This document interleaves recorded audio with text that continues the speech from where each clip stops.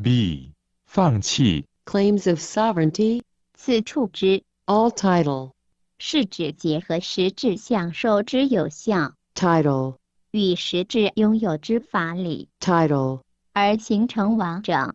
title, 放弃 all title over territory, 之说法是使用于领土有被指定转移之情况，因此其所放弃标的是主权。 sovereignty, 从上文可以得到结论，因为有， possession of territory, 所以可以有， title to territory, 相反的也是一样。在旧金山和平条约第2条第2项规定，日本放弃， title to Taiwan, 也可说就是放弃 possession of Taiwan, 持有台湾，而不是放弃 ownership of Taiwan, 拥有台湾。简单的说，日本应该放弃的只是持有台湾，而非放弃拥有台湾。日本政府和学者将 title to Taiwan, 在教科书中翻译成放弃对台湾之权源、权利来源，是严重的误解和错误。本土台湾人要向日本政府说：您们在干什么？待续。作者林志生，武林志生，林峰宏，福尔摩沙法理建国会执行长。深度解析旧金山和平条约3。同盟国条约定稿的过程。自从1945年9月2日日本政府正式投降以后，直到1951年9月8日签署多边对日和平条约，也就是旧金山和平条约，主要征服者美国负责与主要参战国家谈判。杜勒斯 John Foster Dulles, 1888年2月25日至1959年5月24日是条约原始起草人。本文针对各国意见整理，将同盟国之意见发表如下。1. November 11th, 1950. Circular telegram from the Secretary of State to the Secretary of Defense, noting that the signatories to the Cairo Declaration declared it to be one of their purposes that certain territories formerly held by Japan, including Formosa and the Pescadores, should be restored to the Republic of China and that no formal act restoring sovereignty over these territories to China has yet occurred. 1950年11月11日，美国国务卿致国防部长之电报附件提及，鉴于开罗宣言之参与国宣称某些过去日本所持有之领土，包括台湾，应该归还中华民国，是目的之一。可是至今没有出现正式法令，以将该领土之主权归还中国。2. November 14th, 1950. Minutes of the 39th meeting of the United States delegation to the UN General Assembly. Mr. Allison stated that Formosa constituted one of the most controversial problems, not only in our own country, but also among our friends in the United Nations. He pointed out that it had been agreed at Cairo and at Potsdam that Formosa should be Chinese. Pursuant to these agreements, the Chinese army had taken the surrender of the Japanese on Formosa, and China had maintained administrative control over the island. It was now the headquarters of the nationalist government. There was also a problem of the native population of Formosa, some 7,500,000 people. Their rights had not been fully considered in the past. He noted that when it had been agreed at Cairo to return Formosa to China, it was a different China which was involved.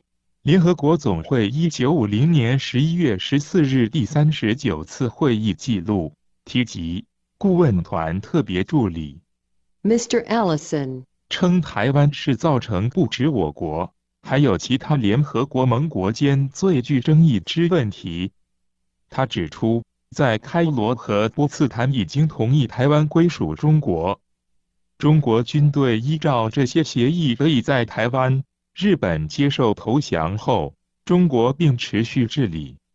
目前其为中国国民政府之总部，而750万本土台湾人其权利在过去并未被充分考虑，也是一个问题。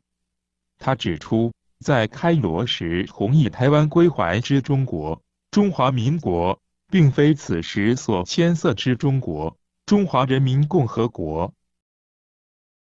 3. October 23, 1950. Memorandum by conversation by Mr. Robert A. Ferry of the Office of Northeast Asian Affairs. Mr. Darden called at my suggestion in connection with a Japanese treaty. In answer to his question whether our position on Formosa did not constitute a departure from the terms of Cairo Agreement, I replied that the circumstances had changed greatly since that time, and that the results of the General Assembly's consideration of the Formosa problem would doubtless have an important bearing on our and other countries' final position on the question. 美国东北亚事务局主管 Mr. Robert A. Ferry. 于1950年10月31日会议备忘录时提出，法国驻美大使馆公使 Mr. Jean Darden.